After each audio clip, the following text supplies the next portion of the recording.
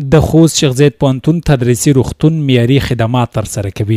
یاد روغتون چې نږدې 3 کاله وړاندې فعاله شوی، اوس مهال پکې په بیلابیلو برخو کې د سلګونه ناروغانو درملنه کیږي. د دغه روغتون مسؤلین وایي چې پخوا د کري ډلې له کموالي سره مخ وو، خو د اسلامي امارت په راتګ سره یې دغه ستونزه هواره شوې.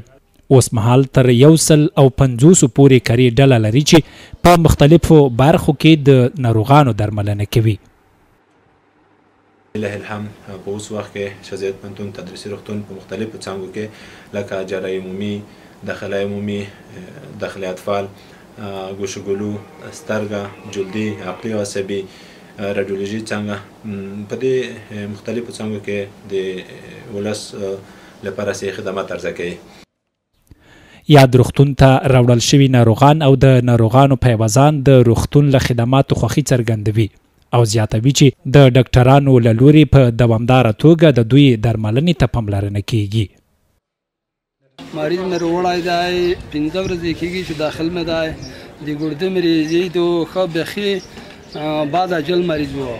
بیا دغه ډاکټرونه خپله کوشش وکړه، بیخي خدای دې کامیاب کو، کامیاب ډاکټرون دي می خطر خښولی چې کوم ټسینه دی ټسینه یې ښه صحیح کېږي.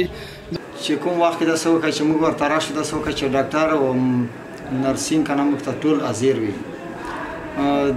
مهرباني دې وکړي که نه چې مثال کدي روغتون کې اوس وخت کې د دوایي کمښت دی که نه دوایي داسې وکړئ چې نشته د دوایي غوښتنه موږ کوو چې مثال داسې وکړئ چې کدي روغتون ته دوایي که د دولت طرفه وي که د مؤسسې د طرفه وي که نه د هغې سره باید کومک وشي.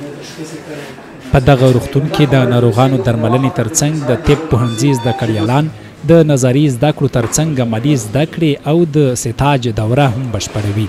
د محصلینو په خبره چې پخوا به یې د ستاج دوره په نورو ولایتونو کې کوله او خوښي څرګندوي چې اوس ورته په خپل ولایت کې زمینه برابره شوي.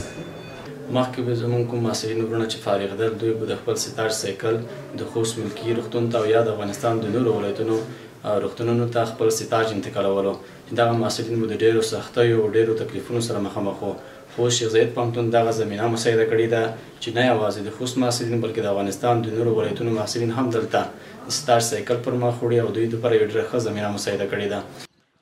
په خوست کدري روغتون کې د نورو خدماتو ترڅنګ څه موده وړاندې د یوې مور چې مخکې له ولادت یې خپل ژوند له لاسه ورکړی و، ماشوم یې د عملیاتو په ذریعه ژوندی ژغورل شوی و.